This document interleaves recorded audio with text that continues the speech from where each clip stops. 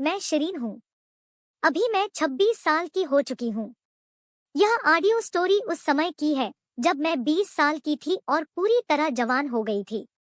बड़ी खूबसूरत हो गई थी मैं, लोग मुझे आते जाते खूब देखते थे। मैं भी अपनी जवानी के गुमान में इधर उधर खिलखिलाती हुई घूमा करती थी। लोग मुझसे प्यार से बातें करते थे और मैं भी सबसे खूब घुल मिलकर बातें करती थी। कुनबे के लोग मुझे बड़ी ललचाई नजरों से देखते थे और मैं समझ जाती थी कि इन लोगों के मन में क्या है।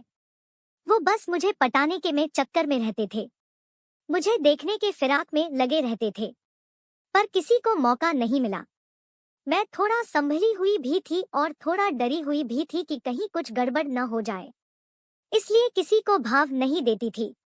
लेकिन जैसे जैसे समय बीतता गया वैसे वैसे मुझे भी लड़के पसंद आने लगे। मैं भी लड़कों को हसरत भरी निगाहों से देखने लगी। कुछ बड़े लोगों को भी मैं ललचाई नजरों से देखने लगी। उनको देखने की इच्छा पैदा होने लगी। मैं उनके बारे में सोचने लगी और अनुमान लगाने लगी।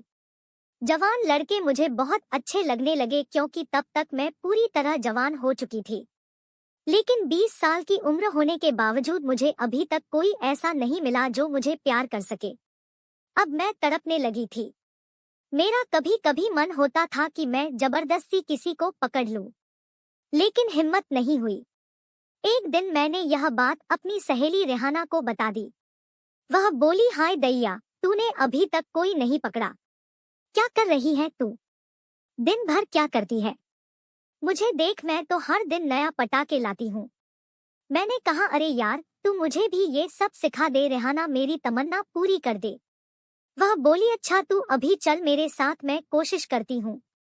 रेहाना मुझे अपनी अम्मी जान के पास ले गई। मैं आंटी को जानती थी। रेहाना अपनी अम्मी से बोली, अम्मी जान, देखो अभी तक शिरीन ने कोई लड़का नहीं पटाया। आंटी बोली, ऐसा क्यों है बेटी शिरीन, तू तो रेहाना के बराबर की है, और रेहाना जब आजकल खूब मजे कर रही है तो तू क्यों नहीं पकड़ रही है किसी को? तेरी अम्मी सो रही हैं क्या? उसे मालूम नहीं कि मेरी बेटी अब जवान हो गई है और उसे भी जरूरत है। अभी से बेशर्म नहीं होगी तो फिर जवानी का मजा कैसे ले पाएगी? रेहाना की अम्मी आगे बोली, तेरी माँ को मैं जानती हूँ रेहाना, वह तो खुद बहुत बड़ी दीवानी है। वह तो हर दिन पराये मर्दों के साथ घूमती है, पराये मर्दों की बड़ी शौकीन है तेरी अम्मी जान। बेटी शिरीन रोज अपना किसी न किसी से काम लगवाती है और तुमको अभी तक कोई नहीं दिलवाया। आंटी की ये बातें सुनकर मेरे तन बदन में आग लग गई।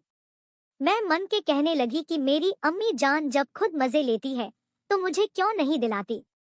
अब मैं भी देख लूंगी उसे किसी दिन। तब तक आंटी बोली, अच्छा रेहाना, जा तू आदिल के पास चली जा और उससे मिल जाके। मैं आदिल को फोन कर देती हूँ। रेहाना मुझे लेकर बाहर आ गई। मैंने देखा कि वह बगल वाले घर में जा रही है। मैं भी उसके पीछे पीछे चली गई। तब उसने बताया, आदिल मेरी खाला जान का बेटा है और मेरा मौसेरा भाई, मैं उससे रोज मजे लेती हूँ। मुझे आदिल बहुत पसंद है और मेरी अम्मी जान भी आदिल की दीवानी है। वह सीधे मुझे आदिल के कमरे में ले गई। मैंने जब आदिल को देखा तो मन ही मन उसे दिल दे बैठी। बड़ा हैंडसम था वह, स्मार्ट और हट्टा कट्टा था। खैर रेहाना ने मुझे आदिल से मिलवाया और कहा, ये मेरी पक्की सहेली है शिरीन। वह भी मुझे देखकर खुश हुआ, बोला, हाँ तेरी अम्मी ने मुझे सब बता दिया है। शिरीन तो बहुत खूबसूरत है, हसीन है। तब रेहाना ने खुलकर कहा, जानते हो भाई जान, शिरीन ने अभी तक किसी को प्यार नहीं किया। अम्मी जान ने मुझसे कहा कि इसे आदिल से मिला दो तो मैं इसे तुम्हारे पास लेकर आ गई हूँ। पहले उसने आदिल ने कुर्ता उतारा। उसकी चौड़ी छाती देखकर मैं गदगद हो गई। उसकी मजबूत बाहें देखकर तो मजा आ गया। तब तक आदिल ने हाथ फिराया तो मैं सिहर उठी।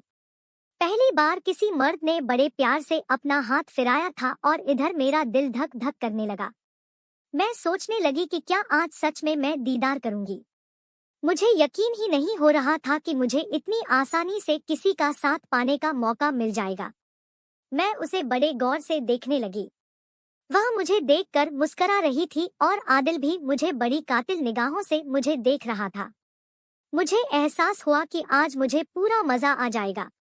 फिर मुझसे रुका न गया। मैं उत्तेजना से भर गई। मेरी धड़कनें तेज हो गई। तब मैंने कहा, रेहाना, आदिल तो बड़ा प्यारा लग रहा है। वह बोली, और नहीं तो क्या। वह मुझे सिखाती गई और मैं मजा लेती गई। रेहाना ने मुझे सब कुछ सिखाया और आखिर में वह भी मेरे साथ जुट गई। मुझे पहले तो बड़ा खराब लगा, लेकिन फिर मैं मजा लेने लगी। मुझे बेतहाशा मजा आने लगा। मैं इसी खुशी में सब जगह घूमने लगी और अपनी लाइफ को अपनी तरह से जीने लगी। दोस्तों, अगर कहानी अच्छी लगी हो तो ऐसी ही हिंदी कहानियां एवं सुविचार देखने के लिए चैनल को सब्सक्राइब और वीडियो पे लाइक और कमेंट करें।